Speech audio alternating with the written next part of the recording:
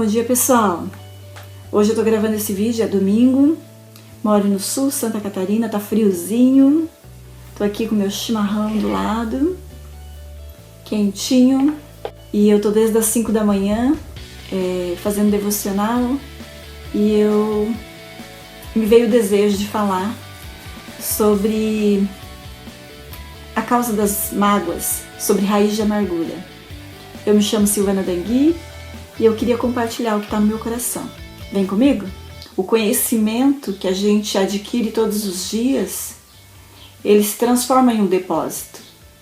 E quando a gente busca esse conhecimento na palavra de Deus, sempre que a gente vive uma circunstância difícil, a gente pode sacar desse depósito a resposta que nós precisamos nesse momento difícil que porventura a gente possa estar passando.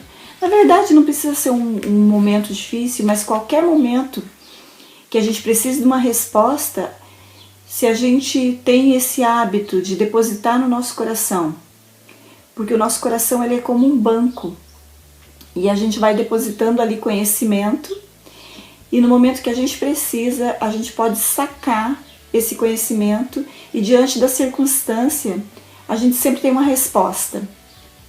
Seja qual for a circunstância que venha de encontro com a nossa vida. Então hoje eu quero falar sobre mágoa. A mágoa, ela traz muitos prejuízos para a nossa vida.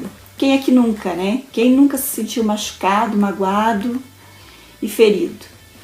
E nos últimos dias eu tenho uma equipe que trabalha junto comigo, uma equipe de mulheres. A gente tem um trabalho maravilhoso, um ministério de mulheres na igreja da qual eu faço parte, e eu tenho uma equipe de apoio, uma equipe de mulheres que me auxilia nesse ministério, de ajudar outras mulheres naquilo que um dia a gente já foi ajudada.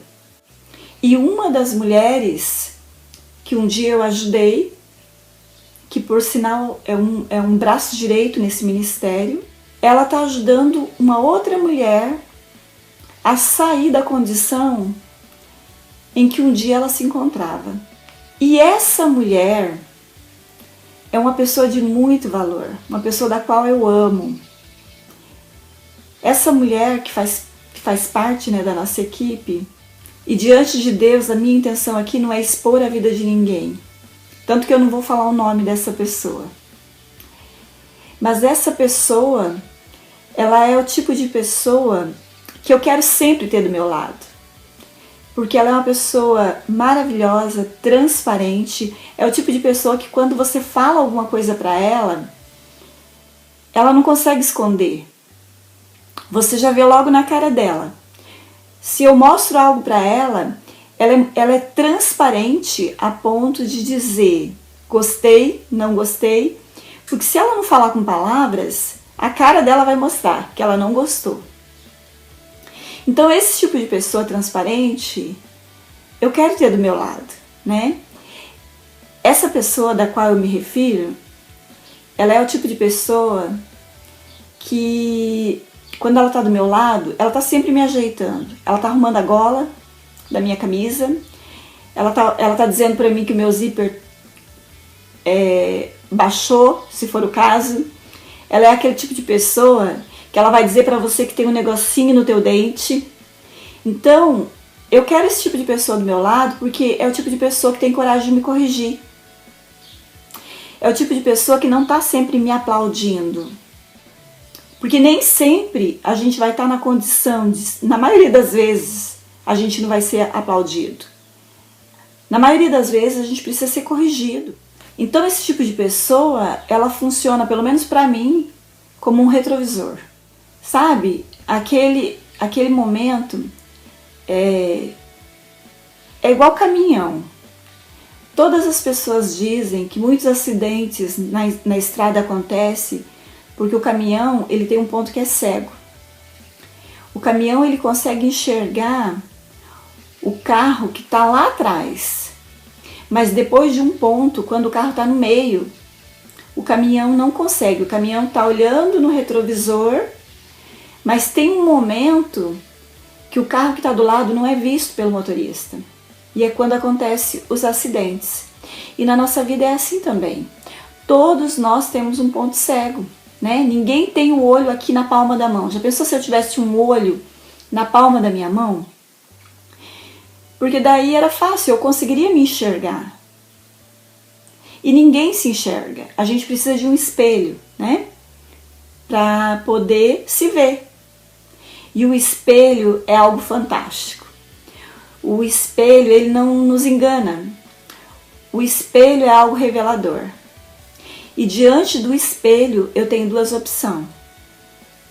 Ou eu me conserto, se tiver algo errado em mim, ou eu me corrijo. Porque o espelho, ele nos confronta. E essa amiga, ela é maravilhosa, porque ela é o espelho na nossa vida. Ela nos confronta. Ela está sempre apontando, né? Se ela vê algo de bom e de bonito, ela fala, ela é espontânea, ela elogia.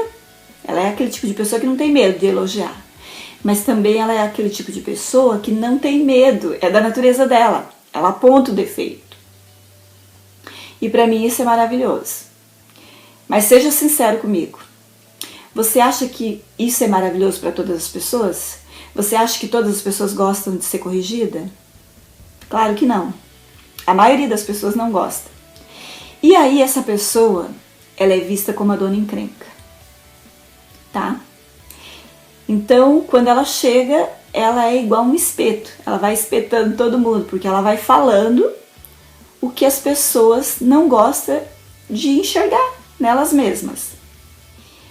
E aí, quando as pessoas não gostam e as pessoas partem para a ofensiva, ela se magoa, ela se machuca.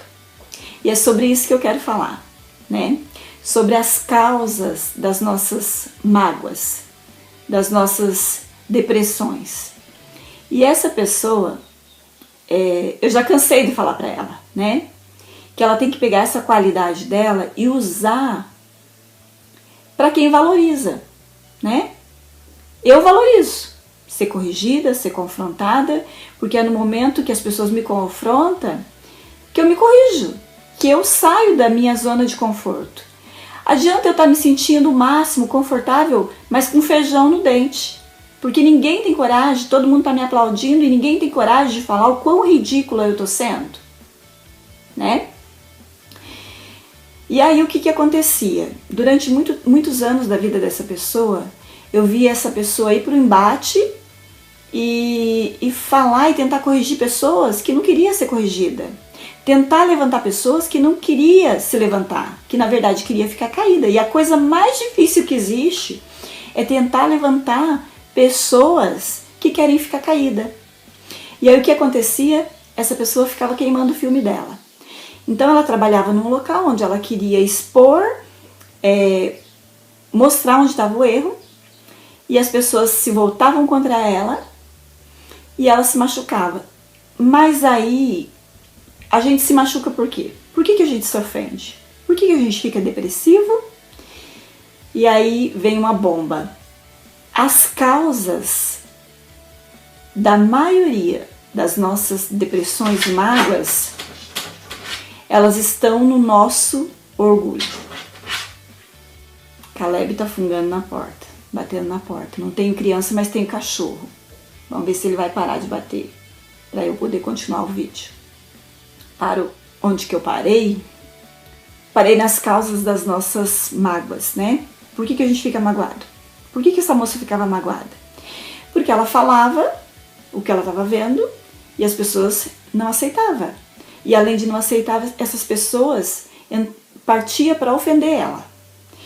Então ela chegava sexta-feira, magoada, machucada, entrava no quarto dela, passava sexta-noite, sábado, domingo, não queria ver ninguém, e ela saía de novo na segunda-feira para ir trabalhar. E muitas vezes precisando tomar até remédio para depressão. Meu conselho para ela, e o meu conselho é para todas as pessoas que se ofendem diante dessa circunstância que eu tô aqui falando. Para de gastar chumbo grosso em tico-tico. Para de levantar pessoas que decidiram continuar deitada, caída, né? Por que eu digo isso? Porque eu era assim, eu fui assim, eu me machucava com tudo. Sabe aquela pessoa que é pelinha, o crente pelinha? Eu era o crente pelinha. O que é pelinha? Um exemplo, eu tô aqui com o dedo inchado, meu dedão inchado aqui, olha, o polegar, porque tem uma pelinha ali, tá vendo, ó? Então a pelinha é aquela pelinha que você tem no canto da unha que você vai puxar, ela tá incomodando e você vai puxar, dói pra caramba. Depois incha e fica assim, olha. E agora eu tenho que passar pomada aqui, porque essa pelinha dói pra caramba. Então, enquanto a gente é uma pessoa pelinha, um crente pelinha, a gente vai ser uma pessoa dolorida, né? Sabe quem que me acordou para esse fato? O meu pastor, pastor Nelson. E de vez em quando, no começo do meu ministério, ele me ligava, me liga até hoje, né, de vez em quando, ele me ligava para perguntar como que a gente estava. E aí, teve uma vez que ele me ligou para perguntar como que a gente estava, como é que estava o ministério e como estava a igreja. Aí, eu comecei a contar, ele deixou eu contar. Ah, aconteceu isso, aconteceu aquilo outro. Sabe aquela ladainha de começo de ministério, de maturidade? Ah, porque falaram isso, me caluniaram, tentaram passar a perna, me abandonaram, me excluíram, me rejeitaram. Eu fui lá e preguei, eu fui lá e fiz a minha parte, mas não me valorizaram. E isso me machucava, né? E aí o pastor Nelson lança uma bomba sobre a minha cabeça. Qual foi a bomba? Olha o que ele me falou. Minha filha, se Jesus, que foi Jesus, que era perfeito, fez tudo de bom, e as pessoas rejeitaram, caluniaram, crucificaram, quem é você? Quem é você? Quem é você? Você não é melhor que Jesus. Se Jesus passou, você vai poder passar também. E eu falei, sabe o que é verdade? Eu não sou melhor que Jesus. E essa pessoa tem que entender isso, que ela não é melhor que Jesus. E se você fica machucadinho, magoadinho, você tem que entender que você não é melhor que Jesus. E às vezes nós somos orgulhosos a ponto de pensar que Jesus passou, que Jesus foi rejeitado, humilhado e traído, sendo perfeito, e que a gente não vai passar por isso. E a gente vai. Muitas vezes a gente vai passar por isso. Só que o que a gente tem que entender? Que quando a gente se machuca, como essa moça, ela ficava o final de semana todo dentro do quarto. Quem perdia? Ela perdia. Muitas vezes eu perdi. Perdi de sair, de me relacionar, perdi tempo, derramei lágrimas que eu não precisava ter derramado. Simplesmente se eu não fosse orgulhosa. O orgulho, ele gera essas raízes de amargura, né? E a Bíblia diz que nós não devemos ter raiz de amargura, porque a raiz de amargura contamina a muitos. Quer ver uma mulher amargurada? Ela amargura toda a casa. Amargura o marido, amargura os filhos. Uma pessoa contaminada com essa raiz de amargura, ela vai contaminar todas as pessoas à sua volta. É difícil ficar perto de pessoas amarguradas. E a Bíblia diz que nós temos que arrancar. Eu não sei, eu vim do interior do Paraná e lá a gente plantava mandioca. E se você já arrancou o pé de mandioca, você vai saber o que eu estou falando, né? A raiz da mandioca tem toda uma técnica, né? As pessoas chacoalham para um lado, para o outro, né? Às vezes elas vão afastando a terra, cavucando a terra ao redor, para que quando ela puxa, venha tudo, né? Mas às vezes vem uma parte e a gente percebe que quebrou uma parte lá no final. E aí a gente tem que uma enxada para cavucar, para poder arrancar toda a raiz. Nós temos que arrancar toda a raiz de amargura. É isso que nós temos que fazer. Para que não sobre nenhuma mágoa lá no fundo, para que não fique nenhuma dor, para que a gente possa desfrutar a nossa vida. desfrutar com paz, com alegria, com entendimento. Se você olhar a vida de Jesus, ele só conseguiu cumprir o propósito dele sobre a face da terra, porque ele não se magoava, ele não entrava em crise, ele não entrava em depressão. E aí você me pergunta, como que eu faço para arrancar toda a raiz de amargura? Como eu posso fazer para não ser uma pessoa que se magoa facilmente? Só tem uma maneira: descobrindo a tua identidade em Cristo Jesus. A gente não se inclina, a gente não se curva para as tentações da vida quando nós descobrimos quem nós somos em Cristo Jesus. E a primeira coisa que Jesus teve que fazer quando ele foi tentado, ele revelou. Ele sabia quem ele era. Você sabe por que Jesus não se curvou à tentação de Satanás? Quando Satanás dizia, transforma a pedra em pão. Se você é o Filho de Deus, se você sabe qual é a tua identidade, se você é realmente o Filho de Deus, transforma. Jesus não precisou provar quem ele era, porque ele sabia quem ele era. Quando ele foi tentado a se jogar do precipício, lança-te daqui para baixo, se tu é filho de Deus. E ele disse, eu não preciso tentar o meu Deus. Eu sei quem eu sou, eu não preciso me lançar do precipício. Eu não preciso me prostrar, porque eu sei quem eu sou. E Jesus sabia. Sabia tanto que no dia que a multidão o abandonou, ao invés dele entrar em crise, sabe o que ele fez? A multidão foi embora quando ele começou a apontar os defeitos e falar do reino de Deus, de entrar no reino, começou a apontar um caminho mais estreito. A multidão foi embora. Mas os discípulos verdadeiros ficaram. Mas ao invés de Jesus entrar em crise, ele falou, e vocês? Vocês não querem ir também?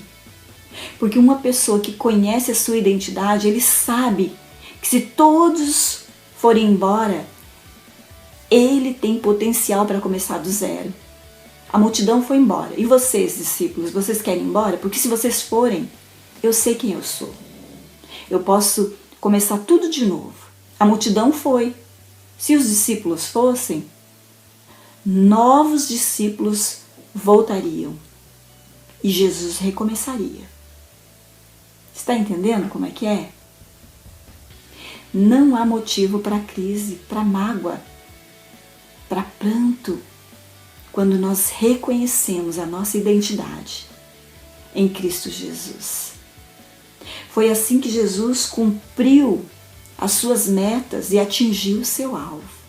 Então lembre-se, Jesus sendo perfeito, sofreu ataques. Nós não somos melhores do que Ele. Nós somos semelhantes a Ele. É possível que a gente sofra também. Mas nenhum ataque, nada nem ninguém pode nos impedir de viver tudo aquilo que Deus tem para nós. De cumprir as nossas metas. De atingir o nosso alvo. Se nós entendermos isso, nós não seremos mais os mesmos. Se alguém bater, não tem problema, pode bater. Se alguém falar algo na tentativa de machucar ou de ofender, e daí? Nós não vamos deixar de ser aquilo que Deus nos chamou para ser e de cumprir o propósito que Ele nos chamou para cumprir, que Ele confiou a nós. Foi assim que Ele cumpriu o propósito dele e nós também cumpriremos o nosso. Se a gente deixar de lado o orgulho, nós conseguiremos matar a raiz de amargura e provavelmente seremos livres da depressão, da opressão. Amém? Que essa palavra entre no teu coração como uma espada e que ela tenha poder de libertar a tua vida, a tua mente, o teu coração. Que você possa viver melhor, cada dia melhor. Em nome de Jesus. Amém?